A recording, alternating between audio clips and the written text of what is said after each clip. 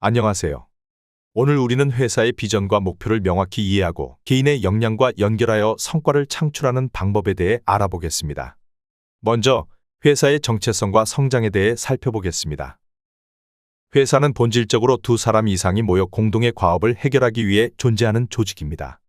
이 과정에서 중요한 것은 세 가지의 아이덴티티의 조화입니다. CI는 회사 자체의 존재 이유와 정체성을, BI는 상품과 서비스에 대한 고유한 인식을, PI는 구성원 개인의 독립적이고 주체적인 정체성을 나타냅니다. 이 세 요소가 조화롭게 어우러질 때 조직은 안정적으로 운영됩니다. 비전 체계와 조직 구조는 이러한 정체성을 바탕으로 형성됩니다. 비전은 조직이 지향하는 방향이자 미래의 청사진이며, 조직 구조는 이 비전을 실현하기 위한 구체적인 틀로 작동합니다. 구성원들은 이 구조 안에서 자신의 역할을 이해하고 비전이 자연스럽게 체화될 수 있도록 반복적인 경험과 학습을 통해 방향을 잡아야 합니다. 비전은 단지 선언이 아니라 일상 속에서 체감하고 실행되어야 의미가 있습니다. 또한 조직은 고정된 구조가 아닌 발전하는 생명체와 같습니다. 조직의 성장에는 단계가 있으며 각 단계에 따라 필요한 전략이 다릅니다. 초기에는 방향성 정립과 문화 형성이 중요하고, 성장기에는 체계화와 효율화가 요구됩니다. 이때 비전 체계는 조직의 전략 방향과 맞물려야 하며, 이를 통해 건강한 성장이 가능합니다. 조직이 성공적으로 발전하기 위해서는 개인의 역량도 함께 성장해야 합니다. 각 구성원은 자신의 능력을 객관적으로 진단하고 조직의 목표와 연계하여 행동 방식을 설계해야 합니다. 특히 중요한 것은 골디락스 존이라 불리는 적정 난이도의 업무 환경을 만드는 것입니다. 이 환경은 도전과 안정이 공존하는 영역으로 개인의 성과가 극대화되는 이상적인 조건을 의미합니다.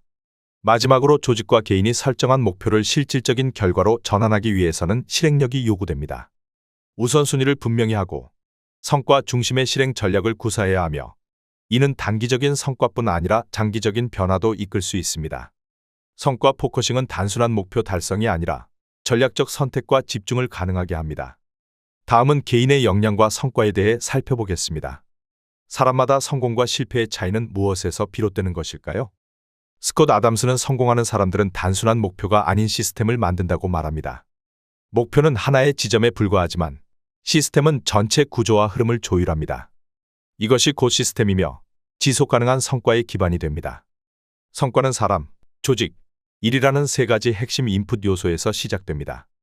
이 셋이 균형을 이루지 않으면 성과는 발생하지 않습니다. 먼저 일에 대한 정밀한 포커싱이 필요합니다.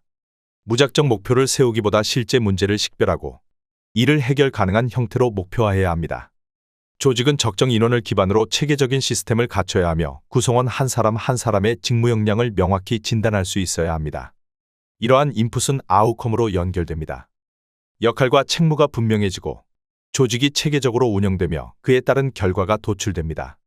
단순한 숫자적 성과뿐 아니라 직원 안정성, 낮은 이직률, 고객 만족 등 복합적인 성과가 만들어집니다.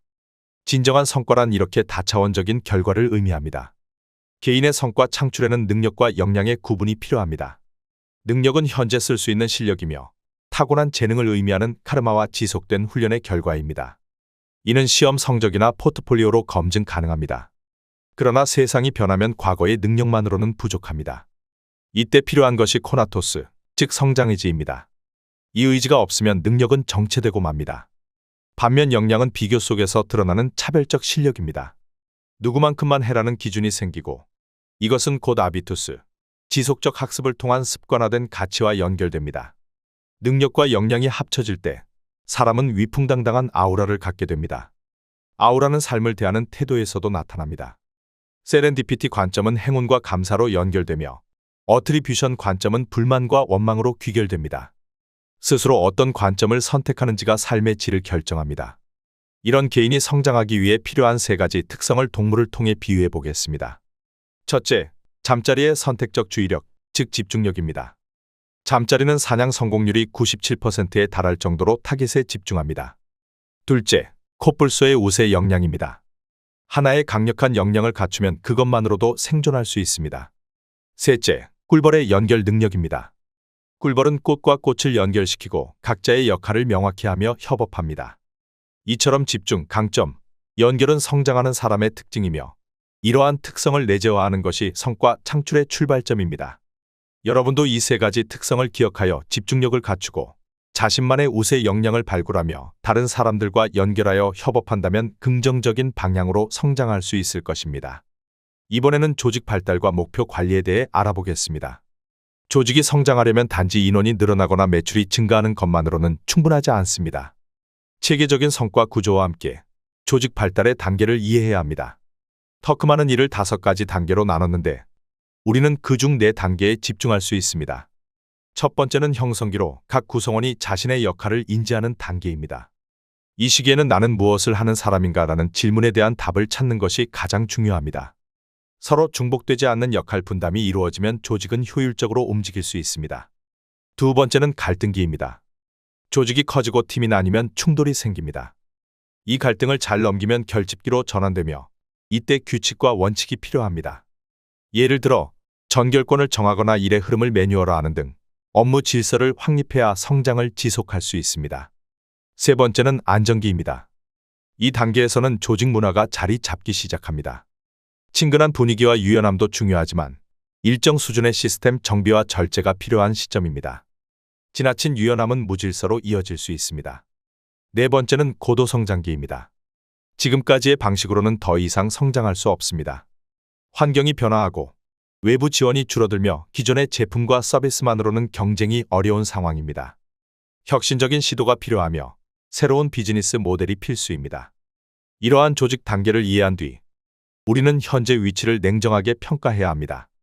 다음으로 조직의 성장을 실행으로 연결하기 위한 목표 시스템을 이해해야 합니다.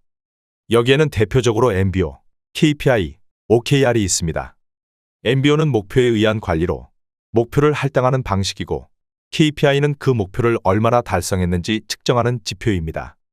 OKR은 좀 더 발전된 형태로 스스로 도전적인 목표를 설정하고 그것을 향해 나아가는 방식입니다. 이 모든 방식에서 가장 중요한 것은 우선순위입니다. 시간과 에너지는 제한되어 있기 때문에 먼저 해야 할 일을 선별해야 합니다. 한 대기업 회장은 우리는 5개의 공을 저글링하며 살아간다고 했습니다. 이 5가지 공은 가족 건강, 친구, 양심에 해당하는 유리공과 직업 같은 말랑말랑한 고무공이 있습니다. 여러분은 이 5가지 중 무엇이 가장 중요한가요? 사람마다 중요하게 생각하는 가치에 따라 답이 다를 수 있습니다. 우리 업무에서도 마찬가지입니다. 시간이라는 한정된 자원을 가지고 어떤 일부터 처리할 것인지 우선순위를 정하는 것이 중요합니다. 이제 우리는 구체적으로 무엇을 해야 할까요? 우선순위를 설정하는 것은 시간이라는 한정된 자원을 효과적으로 활용하기 위해 매우 중요합니다. 중요하지 않은 일부터 하다가 1년을 소비한다면 그것은 재앙입니다. 따라서 CBI를 도출해야 합니다. 가장 중요한 핵심 이슈를 선정하고 이에 기반의 목표를 설정한 뒤 구체적인 행동 지표를 통해 실천 여부를 측정해야 합니다. 이 시스템이 있어야 목표가 추상적으로 끝나지 않고 실행으로 연결됩니다. 성과 포커싱의 또 다른 중요한 측면은 자신의 능력과 한계를 아는 것입니다. 어떤 일이 기술적 역량 부족으로 불가능하다면 그것은 과감히 배제해야 합니다. 반면 할 수 있으면서도 부담스럽거나 하기 싫어서 안 하는 일이라면 그 이유를 분석해야 합니다. 이것이 바로 할 수 없는 일과 안 하는 일의 구분입니다. 이 구분을 통해 조직은 불필요한 낭비를 줄이고 효율성을 높일 수 있습니다.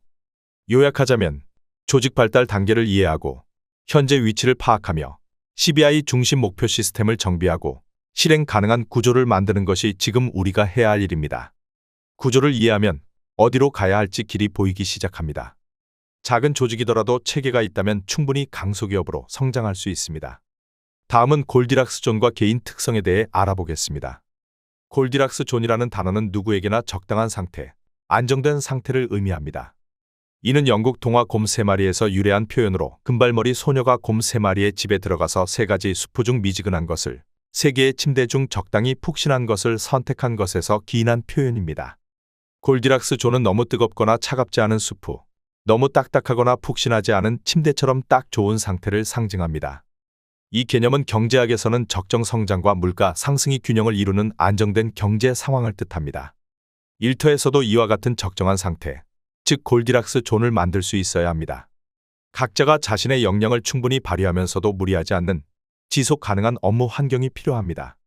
골디락스 존을 만들기 위한 조건은 3가지입니다. 첫째는 알아차림입니다. 특히 자기 자신에 대한 인식이 중요합니다. 자신의 상태를 정확히 인지해야 조정이 가능합니다. 이를 위해 자신의 타고난 형태를 진단하는 과정이 선행되어야 합니다. 둘째는 신뢰입니다. 자기 능력에 대한 믿음이 필요합니다. 마치 테니스 선수가 강한 서브에 대응할 때 자신의 스트로크를 믿고 나서는 것처럼 직장인도 순간적인 판단과 행동에 자신감을 가져야 합니다. 셋째는 명확한 선택입니다. 목표를 세우고 나아가는 과정에서 불확실한 태도는 성과로 이어지기 어렵습니다. 자신이 옳다고 판단한 방향이면 확고히 추진하는 태도가 중요합니다. 이러한 원리를 잘 보여주는 사례가 디 아더사이드 아카데미입니다.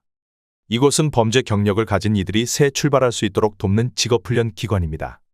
이들은 처음엔 강제적으로 시작하지만 점차 각자 역할에 최선을 다하면서 자기 가치를 발견하게 됩니다. 서로 다른 사람들을 돕고 함께 일하는 과정에서 안정적 환경, 즉 골디락스 존을 경험하게 되는 것입니다. 이제 한 걸음 더 나아가 개인의 뇌 유형에 대해 알아볼 필요가 있습니다. 사람은 뇌를 통해 세상을 인식하고 반응합니다. 뇌는 크게 왼쪽, 오른쪽, 위쪽, 아래쪽으로 구분되며 각각의 특성이 다릅니다. 왼쪽 뇌는 분석적이고 논리적인 사고에 강하고 혼자 일하는 것을 선호합니다. 반면 오른쪽 뇌는 통합적이고 감성적이며 사람 중심적인 사고에 익숙합니다. 위쪽 뇌는 탐색과 리서치 기능이 발달해 새로운 정보를 빠르게 받아들이고 아래쪽 뇌는 실행력과 반응 중심의 기능을 가집니다. 이 중 하나가 두드러지게 발달할 수 있으며 양쪽이 균형 잡힌 나침 반영도 존재합니다. 이러한 뇌 유형을 파악하는 것은 자신에 대한 이해를 높이고 강점을 발휘하는 데 효과적입니다. 예를 들어 왼쪽 뇌가 발달한 사람은 정밀한 분석이 필요한 업무의 강점을 보일 수 있고 오른쪽 뇌가 발달한 사람은 감정 교류나 대인관계가 중요한 역할에 적합할 수 있습니다. 조직 내에서 각자의 뇌 유형에 맞는 역할을 맡게 되면 효율성과 만족도가 함께 상승합니다. 또한 다양한 유형의 사람들이 협업할 때 상호 보완을 통해 더 나은 결과를 낼 수 있습니다. 자신의 뇌 특성과 환경을 이해하고 조율해 나가는 것, 그것이 곧 골디락스 존에 이르는 길입니다. 이는 곧 개인의 성장뿐 아니라 조직 전체의 지속 가능한 발전으로 이어질 수 있습니다. 나아가 비전과의 연결과 성과 포커싱에 대해 살펴보겠습니다. 성과를 낸다는 것은 단순히 열심히 일하는 것이 아니라 가장 중요한 일에 집중하는 성과 포커싱을 실천하는 것입니다. 이를 위해 가장 먼저 해야 할 일은 내가 누구인지를 명확히 아는 것입니다. 앞서 다른 조직의 비전과 미션 안에서 자신이 어떤 역할을 맡고 있는지를 파악하고 그 기반 위에서 목표를 세워야 합니다. 명확한 자기 인식이 있어야 우선순위를 설정할 수 있고 이는 곧 성과를 좌우하는 중요한 기준이 됩니다. 우선순위는 시간이라는 한정된 자원을 효율적으로 사용하기 위해 반드시 필요합니다. 중요하지 않은 일에 시간을 소모하면 본질적인 목표는 이루어지지 않습니다. 따라서 CBI를 중심으로 목표를 도출하고 이에 따른 실행 계획과 구체적인 행동 지표를 수립해야 합니다. 체계적인 성과 관리는 이렇게 명확한 프로세스를 통해 가능해집니다.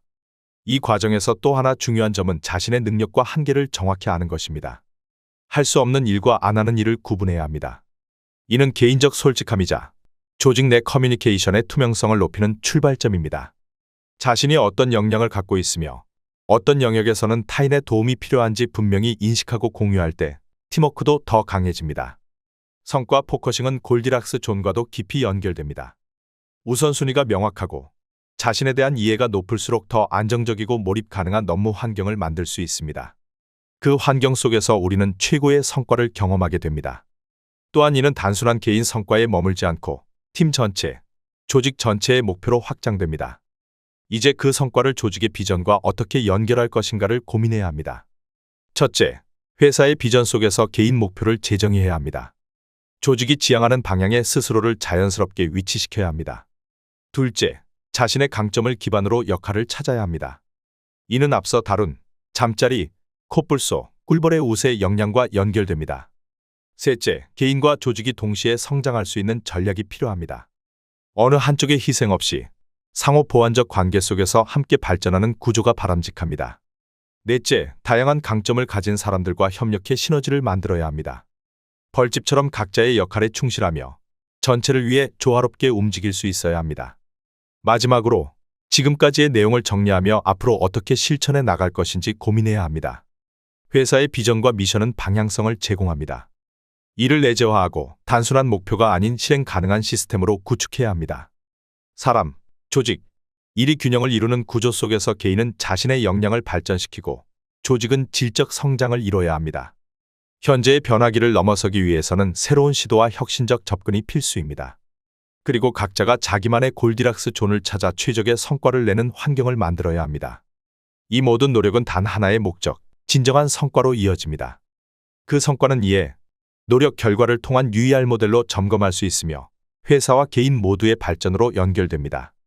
작은 자리라도 최선을 다하는 태도가 결국 우리를 작지만 강한 조직으로 만들어줄 것입니다.